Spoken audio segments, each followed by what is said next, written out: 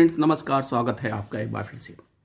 Friends, एक साल उपरांत यानी कि पिछले मार्च में कोविड का प्रकोप शुरू हुआ था और अब एक साल पूरा होने वाला है और अब बैंकर्स को कोविड वॉरियर रिकॉग्नाइज किया गया है। 22 मार्च के एक परिपत्र द्वारा मिनिस्ट्री ऑफ फाइनेंस ने आईबा को सूचित किया कि now the bankers are also recognised as covid warrior.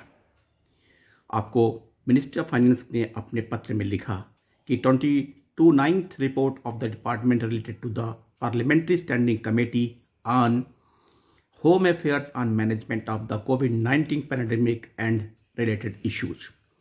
And उस रिपोर्ट के अनुसार the undersigned is directed to inform that the parliamentary standing committee ने बताया कि the committee notes and appreciate the efforts and plan taken by the banking sector for providing uninterrupted and seamless banking facilities during the COVID-19 outbreak and consequent lockdown. In the sincere efforts to provide continuous service, many of the bank officials also lost their valuable life. The committee therefore places on record the good work done by the banking sector right from the beginning of the COVID-19 pandemic and observe that they are also recognized as the COVID-19 warriors. Friends, एक साल के बाद और न जाने सैकड़ों bankers की life चली गई। अगर गवर्नमेंट इस तरह का रिकग्निशन हमें देती है, बैंकर्स को कोविड-19 वॉरियर्स मानती है, लेकिन बैंकर्स को इसमें क्या फायदा? हजारों जाने के बाद, अनइंटरप्टेड सर्विस प्रोवाइड करने के बाद बैंकर्स के खाते में क्या आया? कुछ नहीं। और अगर एक साल बाद आप रिकॉग्नाइज भी करते हैं तो जिस तरह से कोविड वॉरियर्स को सुविधाएं दी गई, क्या बैंकर्स को सुविधाएं मिली? शायद नहीं।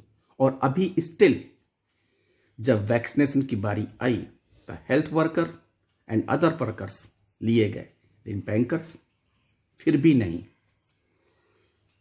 ठीक है, सरकार ने इसको रिकॉग्नाइज कर दिया, लेकिन इससे हमारे बैंकर साथियों पे का कुछ भी लाभ नहीं होने वाला, न हुआ है।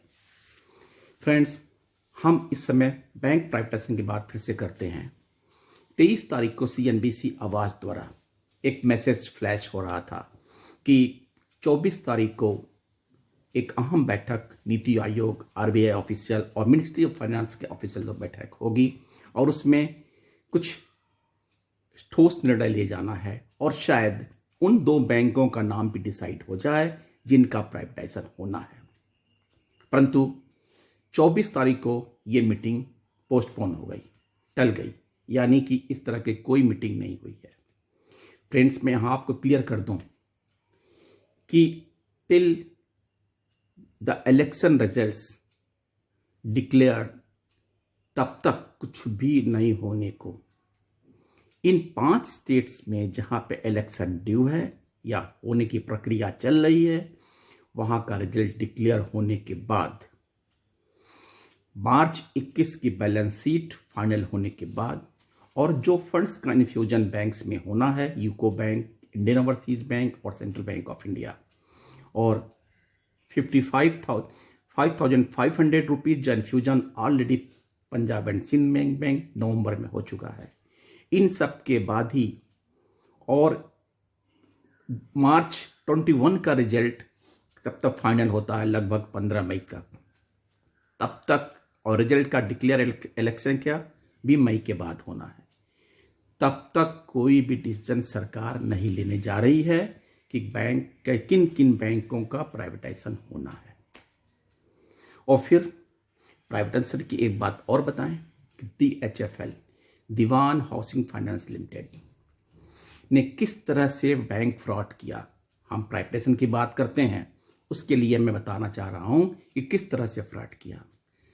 14,000 करोड़ का फंड उन्होंने 2.6 लाख फेक अकाउंट्स खोल के, जैसा कि आप जानते हैं कि प्रधानमंत्री आवास योजना में 2.5 लाख रुपए की सब्सिडी मिलती है और ये सब्सिडी फाइनेंशियल इंस्टीट्यूशन क्लेम करते हैं।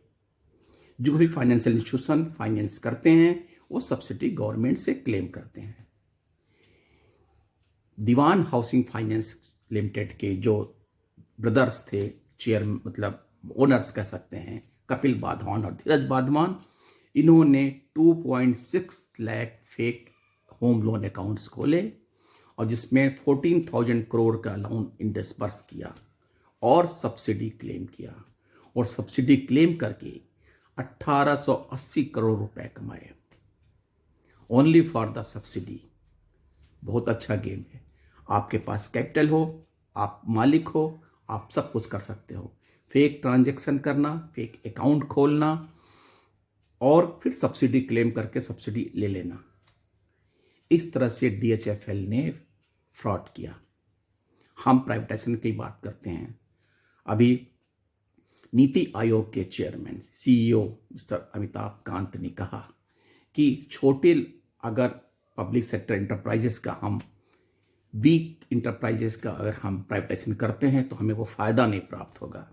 यानी कि जितने भी हमारे नवरत्न हैं, वैल्यूएबल हैं, सबको बेच दीजिए और आराम से बैठिए। ये हमारी पॉलिसी मेकिंग है। फ्रेंड्स, अभी भी अगर हम नहीं जागते हैं तो ये घटनाएं DHFL की, लक्ष्मी विलास बैंक की, PMC की होती रहेंगी। लेकिन सरकार की नीति क्या है? वो वेट एंड वॉच की सिचुएशन है। देखते हैं आगे क्या होता है। नेक्स्ट अपडेट के साथ फिर मिलते हैं। तब तक के लिए खुश रहिए। Thank you.